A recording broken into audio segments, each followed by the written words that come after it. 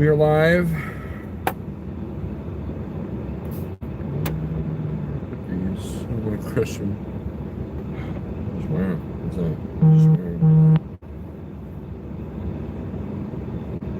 Alright, I'm sitting here. We're having our morning coffee with Like Trucking cup.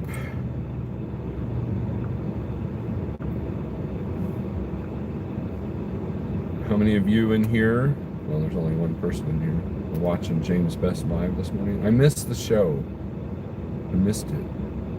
I think I stepped in for like 5 minutes because I was getting ready, because I am sitting here at the doctor's office waiting on the situation. I'm fine, but you know. So I hope you guys went to Pale Riders live feed last night. I hope you enjoyed the show. It was good to laugh. It was good to you know,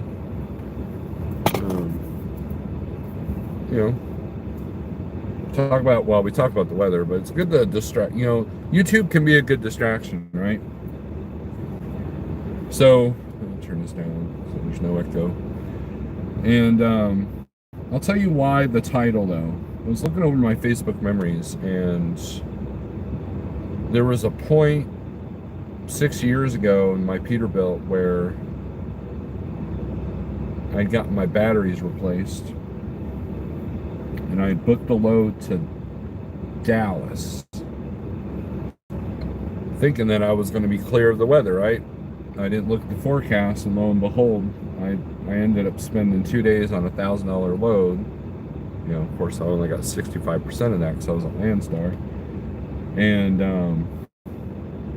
didn't deliver till Wednesday, and I left out Sunday. I got to Tulsa Monday morning, Sunday night. Monday morning, I went in there, picked up the load, snow like crazy. Everybody in Dallas is telling me to stay home or stay where I'm at, so I did. There's a couple of Facebook Dallas traffic condition pages. DFW scanner comes to mind. That was a storm that there was a truck literally dangling off of I-45. So I stayed, and that was a good strategy because the next day, Tuesday morning, I had went in there, delivered Wednesday morning. I forget how far I got. No, I delivered there Tuesday afternoon, I believe. Either way, I got delivered, and yeah, that was, and the reason why I bring that up, because it was shortly thereafter, because when they hooked up the batteries, they couldn't figure out the APU. And I asked them, have you dealt with these before? Because I went directly to the interstate instead of a regular shop. Oh, we do these all the time. We do prime trucks all the time. They got tri-pack, blah, blah, blah, blah. Well, then why wasn't it hooked up right? So I had to go to APU Center, and it was shortly thereafter that we had the fire. This day, several years ago, my uncle died. Began February. This time last year, I was doing some YouTube BS. There's always something going on in my life in February, and this February is no different. February just flat out sucks. Just flat out sucks. But we're almost to the end of February, and now if you're in the spot market, there was literally yesterday, someone called me and pointed this out. Around Indy, there was like over 5,000 loads on the DAP board. Right now, there's over 800 loads out of the Springfield area within 100, 150 miles. So, man, rates are going to be good for a minute because of all this weather. Now, you might be going in some bad weather. You know, if you're going I-20 in Louisiana, Texas right now, guess what? You're not, because it's closed, it's shut down. Still. And, you know, there's still a lot of places in Houston, Dallas that don't have power. So let's do some shout outs. We got TJ Jones, Big Houston, Lugnut, Provost, Ratman, Gary Compton. I missed your video last night. I hope you can left it up. I was going to listen to it about the Schneider IC program. Wonder if that was clickbait or not. Thomas, season screening. TK. Jeremy Rice, Dalton Clark. Cascade doing a lot of driving the last 2 days. Yeah. So, but no, one of the other things I wanted to point out was that, there's a Schneider Facebook page, and like these people are asking about road conditions on Facebook, and here's my public service announcement. First, check Google Maps. If it's orange and red, more likely there's a blockage there. Just know that if there's red anywhere, or any of the interstates closed, like say Dallas, it's going to be slow going no matter which way you go. Number two, hopefully each state has a website that shows road conditions.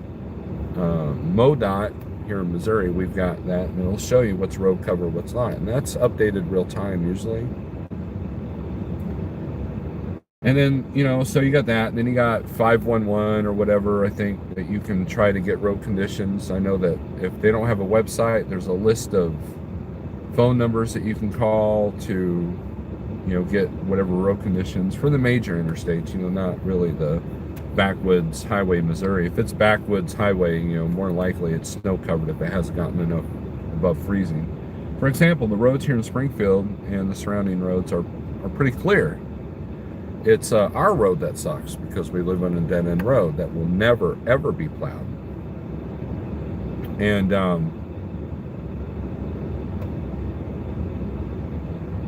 so you got that to deal with.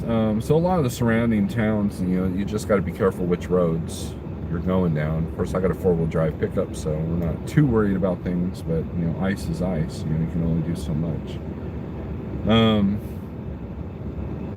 And last but not least, the CB radio. If you're going into let's say you're heading into Dallas, you're on 30. You get on the CB and look at the trucks coming the opposite direction. Are they snow covered? What do they look like? Get on the CB and say, hey, what's it look like behind you? And eventually you'll get somebody else that believes in the CB, and you'll be good to go.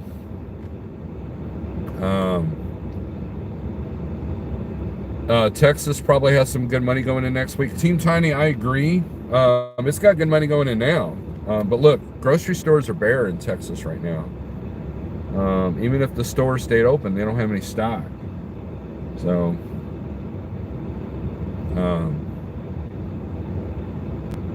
Jose, what's up? Anthony Bressler, great Freight Sage Logic. How's it going? Yep, traffic glare on Google Maps is a great indication. Also, traffic cams, right? Okay, so let's say you're from Landstar and you're watching me. Did you know that the Landstar portal has access to all, if not most, of the cameras that are on the highways in any part of the country? I did not know that until I went to my SAPS class. Is it SAPS? SAPS, something stupid, and I did not know that. It's like, wow, you can click to the highway cameras and there you go. The traffic layer thing will also tell you if a scale is open. If you've got orange and red going into a scale on Google Maps, more likely it's open, because that means traffic is flowing in there, but not very fast. The master of the straight line back now. I have no idea what that means.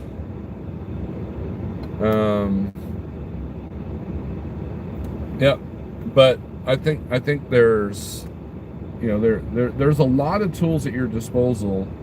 And I guess Facebook can be one too, but and no, I take it back. Facebook can be very helpful, but it just seemed like a lot of these guys, I show them the Google thing and they're like, oh, I didn't know that. Wow. It's like, look, I believe in the old school ways of, atlases and CB radios, but I also embrace technology. I also embrace the extra tools that we have now. So I just add those tools. If you're an old hand, I think it's important to know some of the new tricks, because I'll tell you what, going into a customer is a lot less stressful now than it was, say, I don't know, 10 years ago. And that's about when I started driving. And so I highly, highly recommend embracing the new tools. Can they get you in trouble? Yeah, but so can the CB, so can the Atlas. So, the Atlas ain't going to tell you what entrance that shipper, huge paper mill facility where that entrance is, So, shippers are shipping to Texas, but receivers may not receive and verify before you book. Absolutely, Big Rig CEO. That is true. There's going to be a backup. So, like, if you're delivering, say, I don't know, Walmart in Sanger, Texas, there might be a bit of a wait.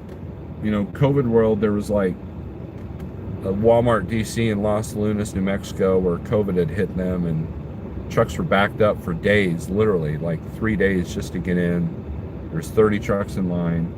Well, I imagine the same kind of volume issues are going to happen with all these DCs like Cisco and HE Butt and some of the others that are around there in Texas, So Tiny's last video, okay. If I'm looking for a getaway driver to hide a truck, Tiny is the man. There you go.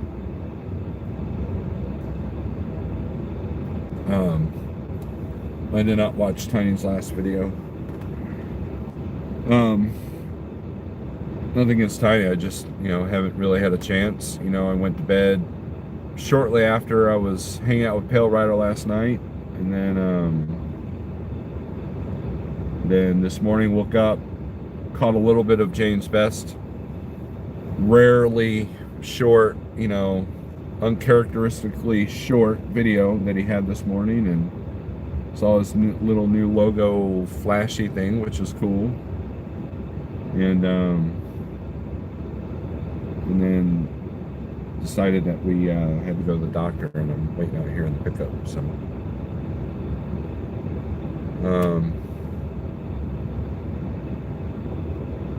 So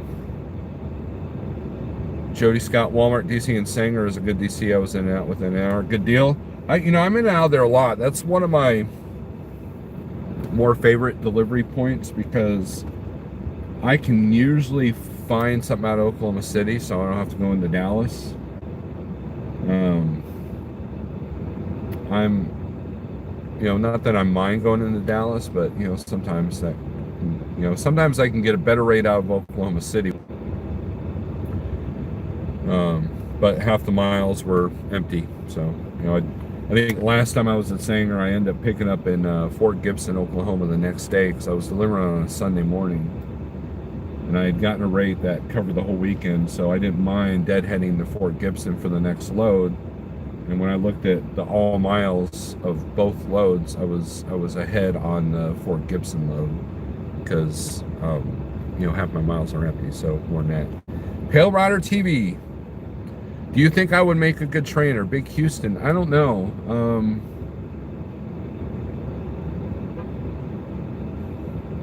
To be a trainer.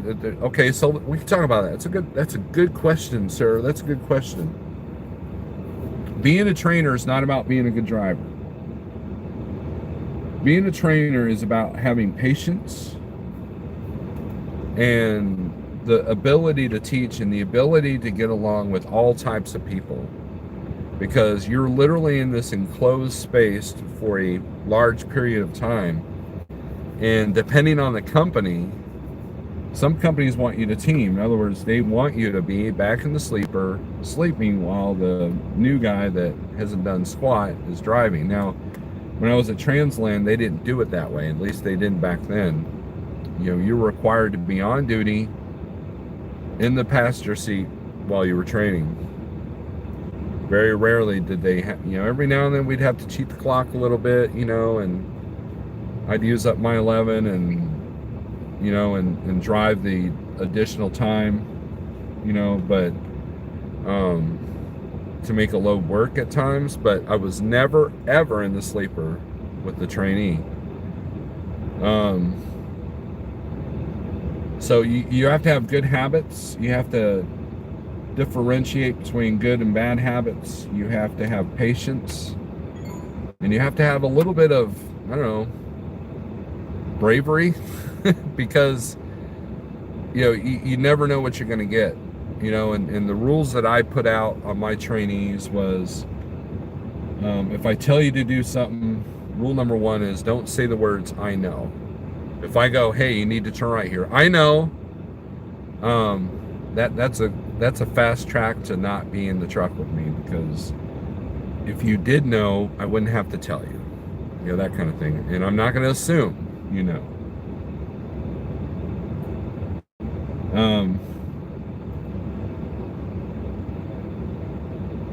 That was my main rule, is I know didn't exist. You do not have the right to use the words I know. And that's the same rule I have for my kids, and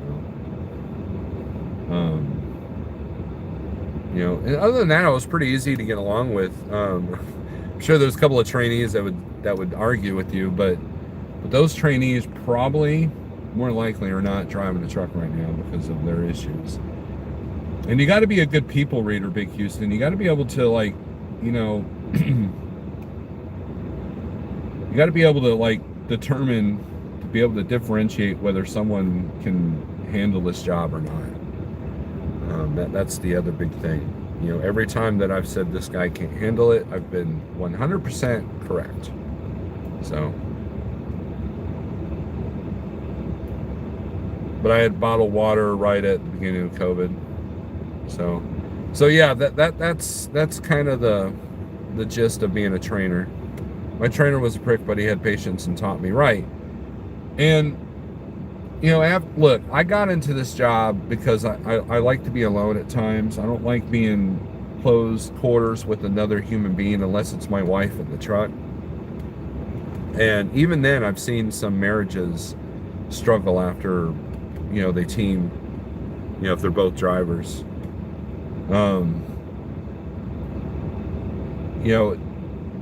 One of the reasons why I picked Transland, because as a trainee, I was only in there, I think they give you 8 weeks. I was done in 6 because I was doing so well. They thought I could handle it. And that was good. Now, you need a minimum of 6 to 8 weeks to get the gist of training somebody. But that's tough to do. Some companies are a week out of CDL school, and that's the other thing. I still have, I still remember my CDL school. A lot of these trainers that like at Transland, a lot of the trainers didn't go to CDL school, so they didn't have the idea of what was the mindset of a guy that just came out of CDL school. And for me, I made it easy for my trainer because I came from a trucking background. It wasn't like I was some guy from the corporate world that came over to trucking and had absolutely no clue. So, um, yeah, there's a lot to training. So, John, I can't make that answer for you. So, somebody else must be like, because I've only got 14 people in here. My morning coffee thought videos don't usually do that great. So, but anyways, we do have our coffee. Like I said, we're waiting here at the doctor's office, and February sucks. It's never ending. You gotta love it. And I still don't know what the rest of the weekend brings. But the good news is when I decide to come back out and the truck's doing good, then we'll be making some money because the rates are really good right now. So, not that they were struggling before. I mean, they were coming down a little bit here and there, but volume was down. And this has literally just like this, I don't know, it just literally put this unnatural spike in the freight volumes. So it'll be interesting. Any other questions, or is my life feed not even working? See, you can tell we're all narcissists because if there's nobody in here and nobody commenting, you tend to be out, right? If not, we'll cut this live feed off because I think that's it. Most of you are probably driving, listening, not texting, and I don't have anything else interesting to say, so.